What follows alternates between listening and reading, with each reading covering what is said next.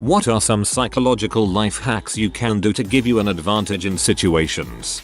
I learned this on here a few years ago. For anyone in customer service, or works for many different situations, but CS is a big one. Put a mirror behind you at the counter. This way angry customers who approach you will have to see themselves in the mirror behind you and the chances of them behaving irrationally lower significantly. No one wants to see themselves act like a dickhead.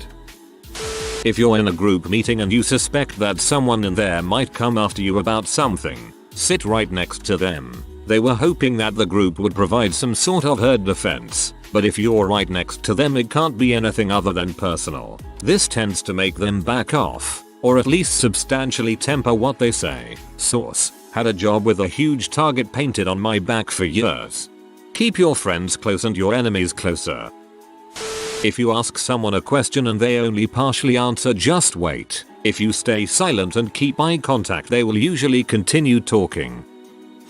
If you really want something from someone, frame it as an offer rather than a request. When Teddy Roosevelt was running for president, his campaign printed out 3 million leaflets with a picture of Teddy and a copy of a campaign speech. The campaign then realized that they didn't have the rights to the photo. Instead of explaining the situation to the photographer, which would have given him leverage to ask for a lot of money, the campaign made an offer that they would use the picture, giving the photographer lots of publicity if the studio paid them $250. The studio paid the money.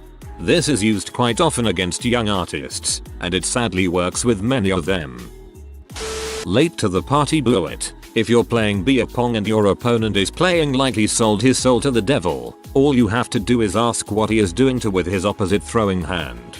Dang bro, you're playing hella good. What are you doing with your left hand when you shoot? This will make him conscious of his left hand and he will start messing up almost every time. Drink well, my friends.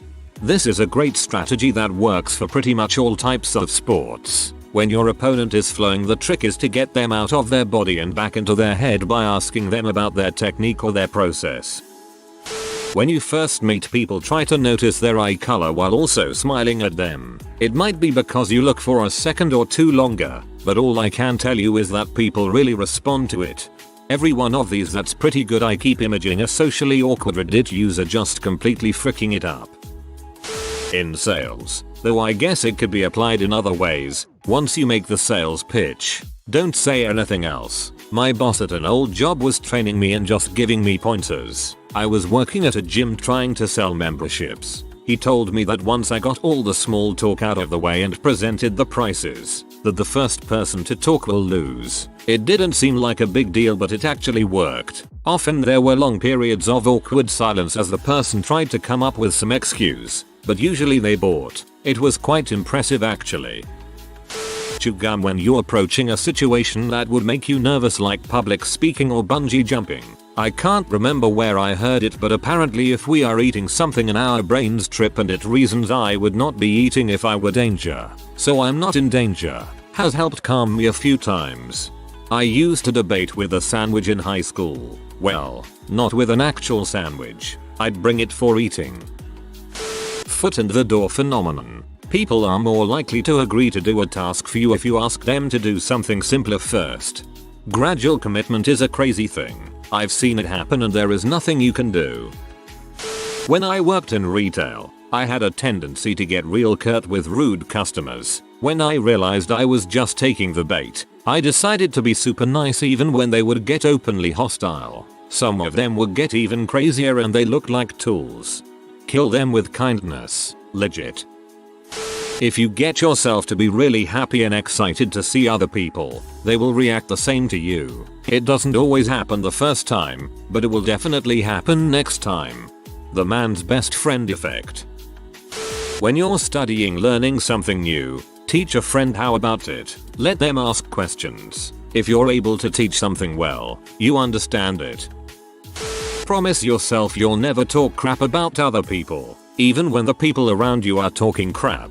Even when you agree with the crap they're saying, you don't have to make a big deal of it, just don't partake in it. Once people get the idea you're not into saying mean crap about other people behind their backs, the amount of crap they talk around you will decrease. It isn't fun to talk crap unless everybody's talking crap. Your decision to stop talking crap and their eventual reaction to you not reciprocating the crap talking will positively affect both of you, as well as your relationship. I don't know. For me, since I made this change in how I interact with people, the amount and quality of my friendships has grown. People will trust you more if they haven't listened to you gossip about other people. You will be seen as a more positive person than other friends who do talk crap. The gap gossiping used to fill will be replaced with way more interesting and or intimate conversation too. IDK, just stop talking crap and be kind. Not to mention said crap talkers are waiting to talk crap about you when you leave, so give them no firewood. For interviews, I recommend altering your psychological state beforehand. Tell yourself, I've known these people all my life. We're old friends catching up. I can't wait to see them. Visualize the experience. Shaking hands, making eye contact, having conversation. What things can you not to wait to tell them? Hold an open pose. Stand with your legs apart, hands on your hips, and shoulders back while doing this and smile. This may sound cliche, but you are in charge of your own psychological state and the power of suggestion is strong. For interviews, I recommend altering your psychological state beforehand. Righto, pop some acid before my next interview. Got it? People are extraordinarily aware of their sense of touch. If someone, a member of the opposite sex, accidentally rests their knee on yours, let's say, they know it's there. It's more powerful if you do it on purpose, but at the same time it has the potential to be weird. Putting your hand on a girl's shoulder is sometimes really hot for her or kinda weird. Either way you'll live, but one way you'll probably get something good and the other way, you weren't getting anywhere anyway. People will remember not what you said but how you made them feel. Also, most people like talking about themselves, so ask lots of questions about them. A Navy lifer I worked with taught me the see one, do one, teach one method. The last step is the most vital step for your comprehension. If you are taught a new task at work, most people learn to do the task and then perform the task. If you find another employee to teach what you just learned, you will comprehend the concept better and retain the info for much longer. Whenever I train a new associate at work, I ask them to go show another coworker how to do the task they just learned. Magic. When a group of people laugh, people will instinctively look at the person they feel closest to in that group. Read. Wanna know who wants to bone who? Look at who they look at when everyone laughs. If someone else knew this trick and looked at you to see who you were looking at and vice versa, you would both think you liked each other. I always try to figure out everyone's motivations for what they are doing. Are they trying to take advantage or are they genuinely trying to help someone? In business situations, who stands to profit? Always follow the motivations and always know who profits. By knowing this, you can protect yourself from being taken advantage of. If you find someone being altruistic, you know who to befriend. The best one I ever heard was, apparently, if you have a warm hand when you shake somebody's hand, you immediately become a more desirable person to get along with. Lesson: warm your hand in your pants before shaking hands with someone. I work with mentally disabled children and have found it highly beneficial to describe their capacities in such a way that I indirectly describe their limitations, as opposed to the reverse. In real life terms, avoid negative words when pitching something unfavorable to an audience that you want to receive it well. If you can do it in writing, all the better, because you get to pick out your words carefully. Also focus the manner by which you intend to fix things, rather than the problems. Johnny can't even speak in phrases, and only turns his head to you when you say his name, but doesn't make eye contact. He won't sit in a chair for more than a minute unless you repeatedly tell him to. Nope. Try again. Johnny uses words to communicate, so the next step is to strengthen his skills up to the level of 2-word phrases. He responds to his name by turning, so we're going to work on his ability to maintain eye contact. Johnny is able to remain seated for longer than 1 minute if given repeated prompting. Which would you rather hear about your kid? This also applies to other types of work. Use it to present anything negative. Works magnificently. Thank you. This really opened my eyes. I really hope I can learn to do this effectively. Becoming a good and confident teacher and speaker as a shy and low confidence person is my ultimate goal. Ugh. I bet my sentence didn't even make sense. My personal favorite is when people are angry at me. If I stay calm, it'll get them even angrier and be ashamed about it after. A calm whimsic at. False attribution of arousal. When you take somebody out on a first date, take them somewhere exciting that will get their heart beating. For example, roller coaster or horror film. This gets their adrenaline up. It makes them think they enjoy spending time with you rather than the activity. If they enjoy those activities, otherwise, it makes them think that you cause nausea or nightmares. I remember the last time this thread showed up. Someone posted that if you ask someone to do you a small favor, cognitive dissonance will make them believe that because they did that favor, they therefore must like you. After all, why would they help someone they disliked? I don't have a source unfortunately, but I believe the original comment did if anyone can find the previous thread. I think Ben Franklin said this originally and it's right on the money. The moment your alarm wakes you up, immediately react by sitting up, pump your fists and shout yeah. Why hit snooze. You know how a joke ceases to be funny when you have to repeat it? Well, use it to your benefit. If that butthole in the group is making jokes at your expense, act like you can't hear him and ask him to repeat it like 3 times. By the time he says it a 3rd or 4th time, no one's laughing. The rest of these are defenses. I like this one. It's a weapon. I cannot take credit for this. I remember reading this from another Ask Reddit post. The key to confidence is walking into a room and assuming everyone already likes you. Prison is going to be great. Always give your kid a choice that makes them think they are in control. For instance, when I want him to put his shoes on, I will say, "Do you want to put your Star Wars shoes on or your shark shoes on?" Make it a practice to get rid of filler words and phrases such as like, you know, etc. Instead, use short pauses to gather your thoughts before speaking, though avoid Shatner-style pauses. Using filler words keys whoever you're talking to that you are thinking about what you're saying. Leaving them out makes these thinking spots less noticeable, since you aren't essentially announcing to the world that you are thinking, and makes you seem more sure of yourself.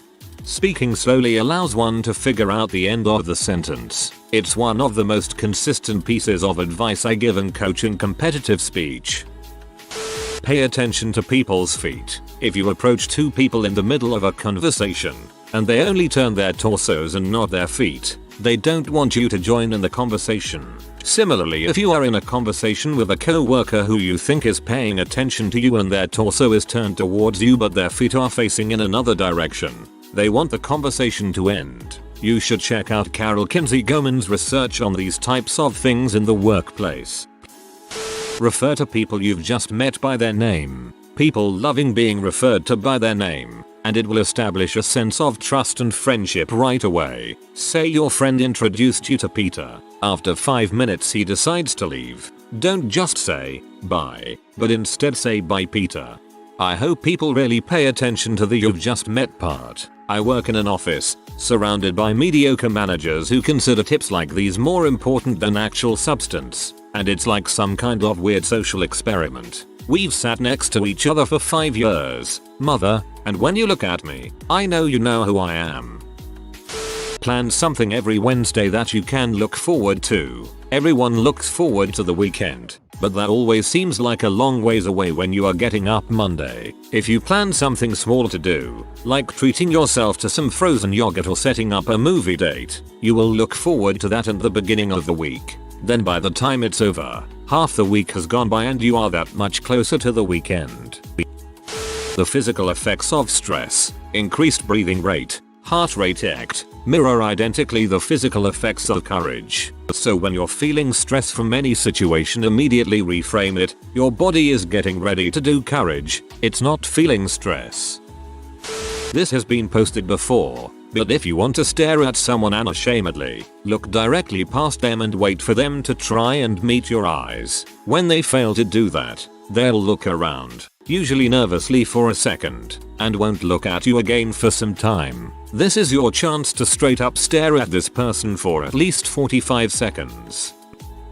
After a person breaks up with someone, they are at their most vulnerable state for manipulation because of the flood of emotions. This could be used for the good or evil purposes.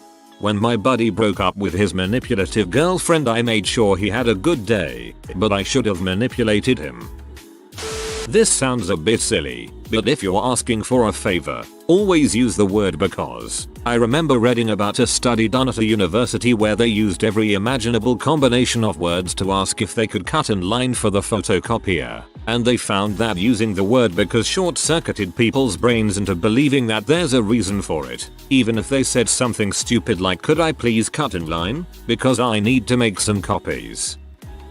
When you find yourself in a situation where you're forced to do a job you don't care about, instead of thinking of the job as something you're doing while you wait for your one true passion, just forget about what it means to you and think instead about doing it well. Making sandwiches to pay the bills? Make really good sandwiches and be friendly. Doing scut work for your co-workers since you're the lowest on the totem pole? Do really good scut work. Sweeping floors? Make your floors the cleanest. If you get your ego out of the way, you'll realize that there's a lot of joy to be found in doing anything well, with passion, integrity, and care for the people who you're serving, and the people around you will recognize you as a passionate, serious, caring person, even if what you're doing isn't what you're truly passionate about. Perhaps more importantly, it will create the habit of excellence. You don't develop that habit by slacking your whole life and then suddenly being awesome once you reach an imaginary plateau.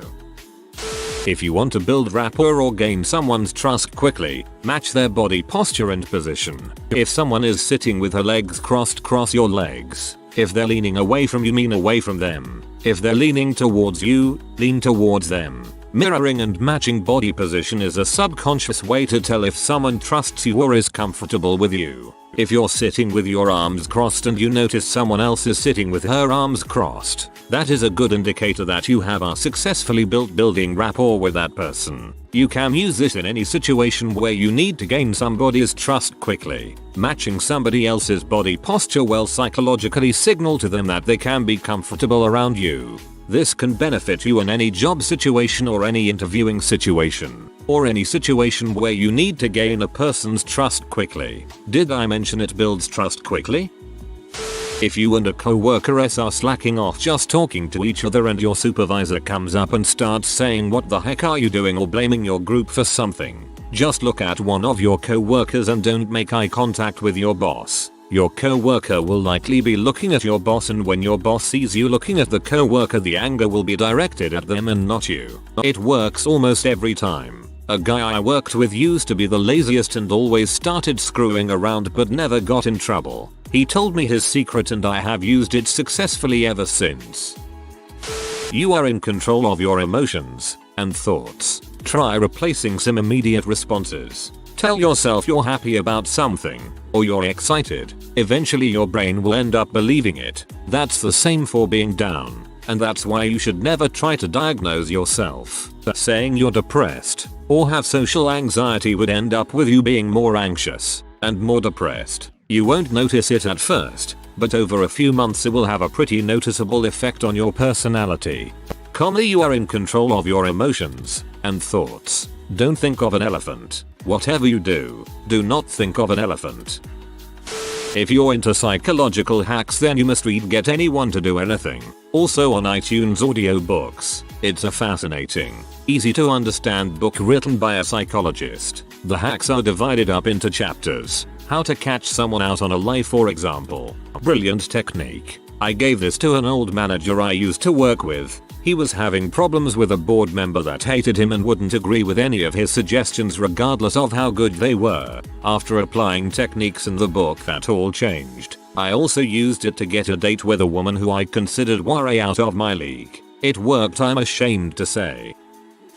If you are angry at the person in front of you driving like a grandmother, pretend it is your grandmother. It will significantly reduce your road rage and increase my fear of a zombie apocalypse due to there being a dead person driving. Be really nice and courteous to gardeners, cleaners, garbage men, etc. Be sincere about it. Not only do you surround yourself with people who are happier than they'd otherwise be, you generally always get better service. When you feel nervous about some type of job performance, realize that you'll be dead someday. Internalize it. Let it sink in. For me, This helps me realize that what I am about to take on ain't all that big of a deal. Do not try this if you're a surgeon. You don't have to, you get to. Stand up straight, no slouching, hands out of pockets, and head held up high. It's not just a cliche, you literally feel better and people around you feel more confident in you. Not always a must, but try to dress well for important occasions, including interviews. If you look good, you feel good, and if you feel good, you will do good. In a negotiation setting, always start by anchoring, meaning start on a more radical extreme end of what you expect to get. That way, you and the other side can work to that result, rather than you locking yourself out of it. Avoid saying I think, and I believe unless absolutely necessary. These are phrases that do not evoke confidence, and will literally do you no good. When playing a game of cards with casual players, mutter to yourself the exact opposite of what you want to happen. So if you want your opponent to fold, then mutter, please don't fold, please don't fold. An overwhelming amount of times, the opponent will fall for the bait. When feeling anxious, clean up your house apartment. You will feel happier and more accomplished than before. From an academic standpoint, this is mostly just armchair psychology, but from a real-world standpoint, these have all worked very well in my personal and professional lives. 4 is really cool to know, however I feel 5 is an easily readable bluff. If you are new to the channel, you can subscribe. I publish new videos every day. Until then, check another video.